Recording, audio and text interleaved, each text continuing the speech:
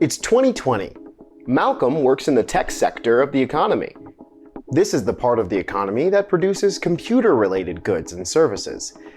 Like many people, he works from home, relying on high-speed Wi-Fi and digital meeting spaces such as Zoom.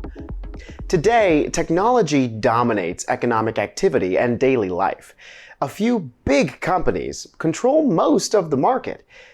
You've probably heard their names. They're Apple, Microsoft, Google, Meta, and Amazon. But in the 1990s, these technologies were just beginning to change the way people worked, shopped, and socialized. It was like the Wild West with thousands of companies competing for online customers, fueling one of the longest periods of economic growth in US history. In today's lesson, we will head to the 1990s and help a much younger Malcolm navigate this tech-fueled economy.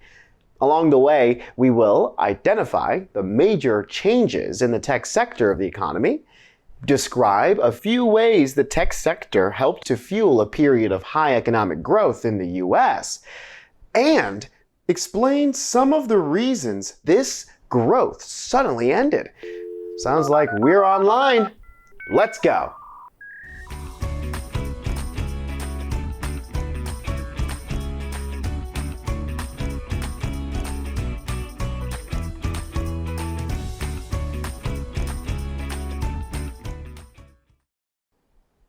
It's 1992.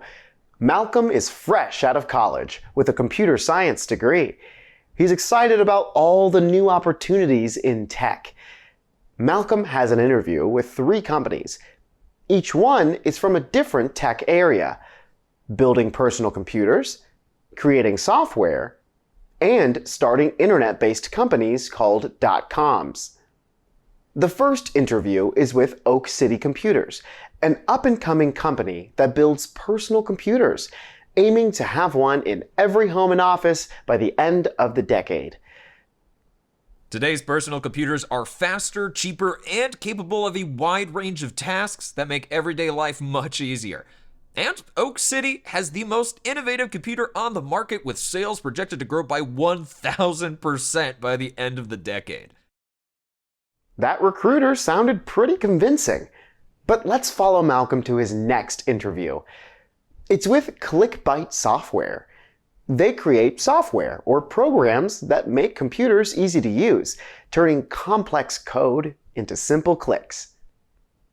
Today's software uses graphics instead of text-based code, which has radically changed who can use a computer. And ClickByte is leading the way with Pathways, our trademarked software that makes using a computer so easy, even a child can do it. By the end of the decade, Pathways will be on every personal computer. Okay, so maybe software in the 90s is the real engine behind the economic changes.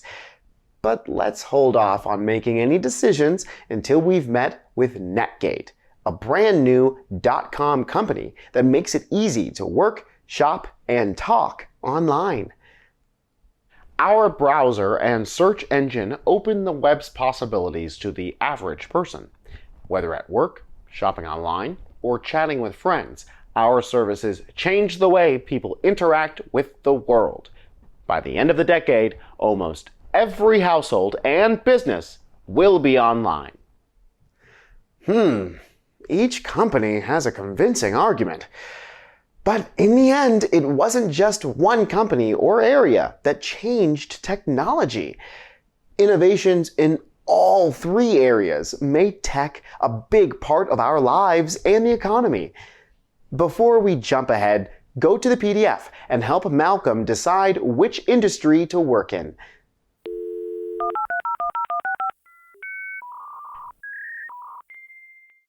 Be sure to use the PDF to make observations about the way technology fueled economic growth in the 1990s. It's 1995. Malcolm has been at his job for a few years.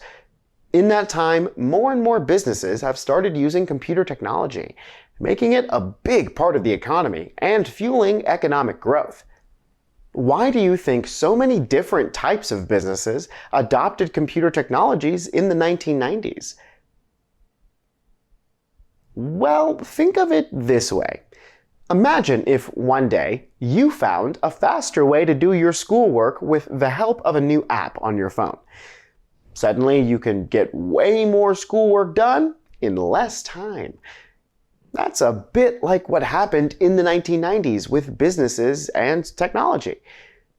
All sorts of businesses adopted computer technologies so their workers could do more in less time and using less energy.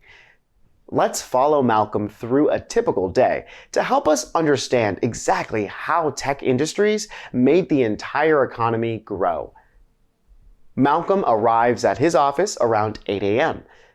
To get to his desk, he walks past a long row of cubicles. Each one has a desk with a personal computer, just like the Oak City Computers recruiter predicted. Once at his desk, Malcolm checks his email. His inbox is filled with new requests from coworkers and assignments from his boss. Looks like he's got a few more projects added to his workload. But unlike workers from the previous decade, Malcolm has his own personal computer loaded with the latest software and connected to the internet. In the 1990s, economic productivity dramatically increased thanks to these innovations. Turns out, ClickByte and Netgate were just as important as Oak City Computers. In just one day, Malcolm and his coworkers have completed all the extra projects they were assigned that morning. With the extra time, Malcolm's taken the afternoon off to go see his friends at a coffee shop near the office. In the 90s, tech increased productivity as well as people's leisure time. These tech improvements didn't just make people more efficient, they made companies more money, which meant higher paychecks for their employees. So, increased productivity, profits, and wages all helped create a period of high economic growth. But what do you think people did with all the extra money? Let's keep following Malcolm to find out. It's 6 p.m. Malcolm's getting online to chat with some new friends. Recently, Malcolm joined a sci-fi chat room on Netgate. In the chat room, everyone is talking about the book Hello Mars. It's by a relatively unknown but awesome author. Lucky for Malcolm, one of his friends says she got it from Sahara.com, a new e-commerce business. E-commerce websites are companies that facilitate the exchange of goods and services online instead of in person. He searches for the book online and quickly finds what he's looking for. As time went on, more and more people bought things online, changing the way goods and services are exchanged. Companies could reach customers from around the world, fueling even higher levels of economic growth and prosperity. Because the number of people using the internet continues to rapidly increase, more and more people and businesses want to invest in .coms, earning this period of economic history the nickname the .com boom. Before we jump ahead, check out the PDF. See if you can help Malcolm decide if he wants to invest in a .com.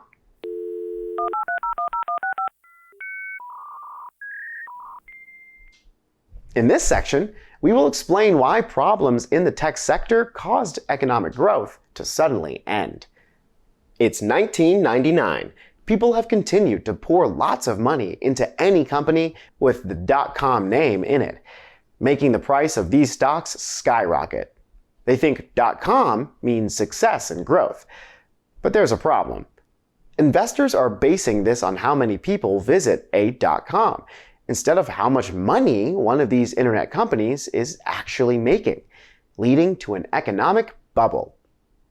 An economic bubble refers to a period of rapid but unstable economic growth. Like many economic bubbles, the .com bubble was based on false expectations. .com companies had not fully figured out how to make money off of internet users. And like all economic bubbles, the .com bubble eventually burst. Think about it like this. Imagine it's summertime, one of the hottest in recent memory. Lemonade is the most popular drink that summer. Like a lot of other kids, you decide to open up a lemonade stand. To attract customers, you give cups of lemonade away. It works. Lots of people visit your stand, which makes it look like you're really successful. So much so that some neighbors want to help you open up more lemonade stands, so they give you money as an investment. But little do they know, you're not actually making much money. What do you think is going to happen to their investment? That's right, your stands will eventually close, causing your neighbors to lose their investment. Like our lemonade stand example, people eventually realized the dot-com boom was really a bubble. In a panic, people sold off stocks. Within a day, tech stocks collapsed, erasing almost all the gains they had made during the bubble. Let's check in with Malcolm to see how he's dealing with these developments. Back at work, Malcolm reads an email from management. A recent stock market crash has triggered a recession. As a result, sales have plummeted. Malcolm's company expects layoffs, meaning people are going to lose their jobs. Lots of people and companies had money invested in tech stocks, so when the dot-com bubble burst, it took with it billions of dollars, thousands of jobs, and hundreds of companies. The economic boom of the 1990s was over.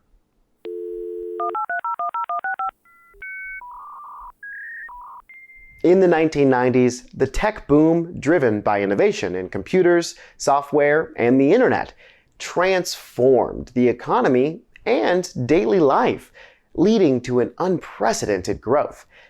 However, this rapid expansion led to the dot-com bubble, where excessive investment in tech companies without real profits eventually burst, marking the end of that growth.